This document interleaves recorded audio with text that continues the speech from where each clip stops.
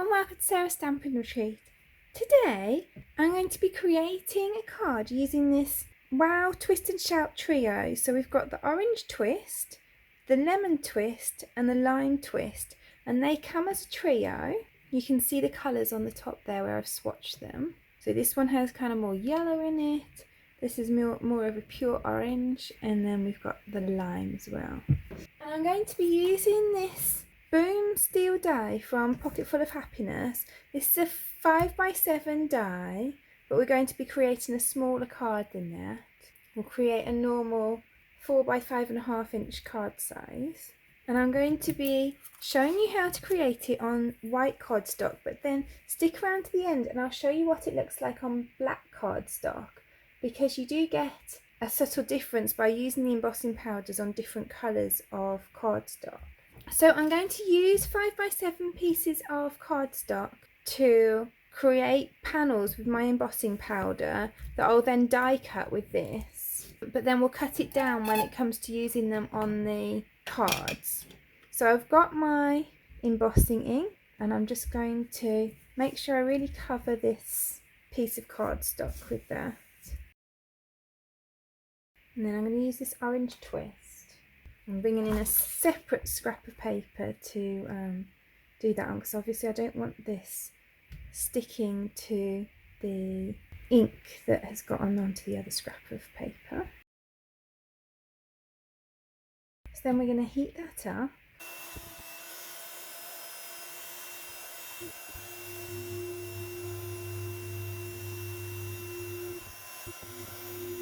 So there's the orange with one layer on it.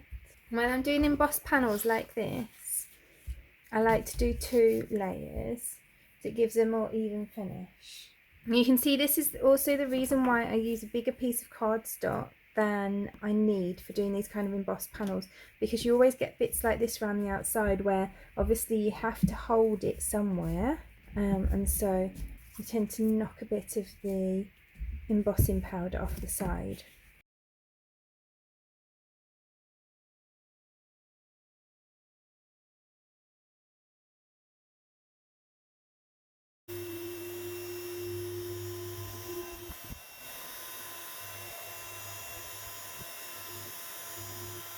So then there you go, we've got our panel of that orange twist, and you can see you get different levels of colour within that panel, and that's because it's a marbling powder, and you can always tell with the Wow embossing powders it has a little M if it's a marbling powder, and all of these are marbling. So you can see these 2 are opaque and marbling, and this one's translucent and marbling. And when I show you the panels, you'll be able to see what that does.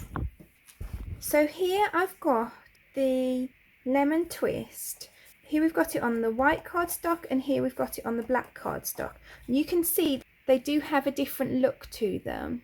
And that's one of the opaque ones.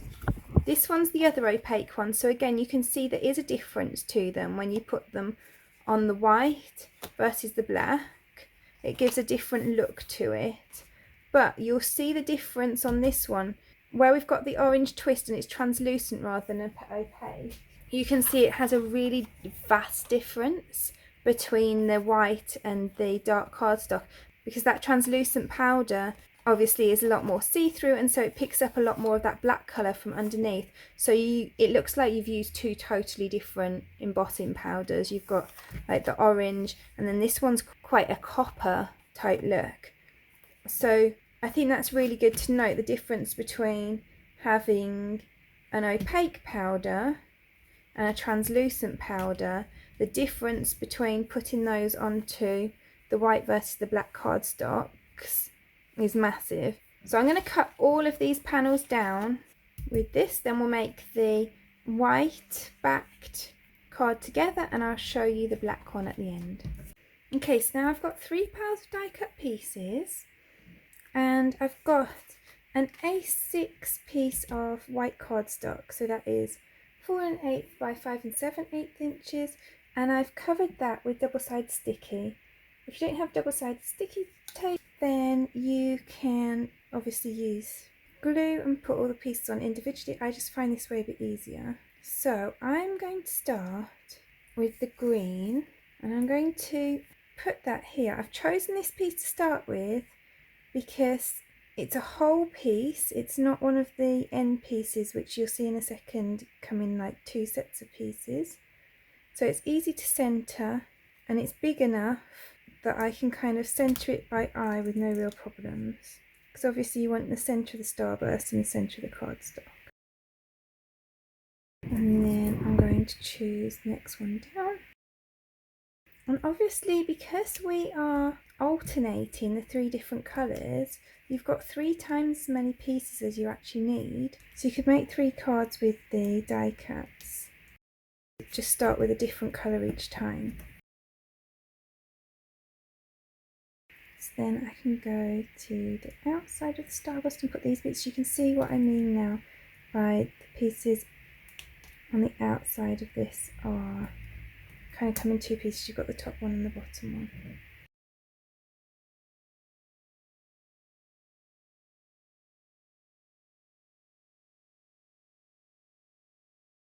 Now I'm not going to use the whole card front for this, but the reason that I have cut a whole card front of cardstock is so that where you've got these bits here, I don't need to fill those in. I'm just going to chop those off when I cut it down, and it just makes the whole putting together a lot easier. You can see how gorgeous that is, really nice and fresh. So I've got this piece, which is about 1/2 inch smaller than my card black. And then I've got a piece of black that's 1/8 of an inch bigger than that. So I'm going to layer those up.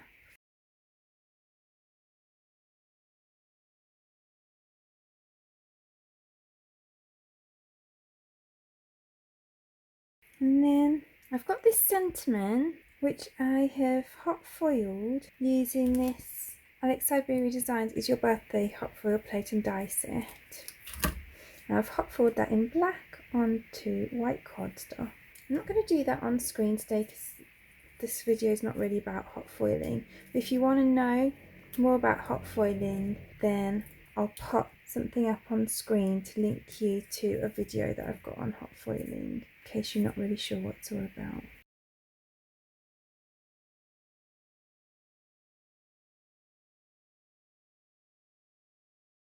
So then we've got this really nice kind of fun, fresh birthday card.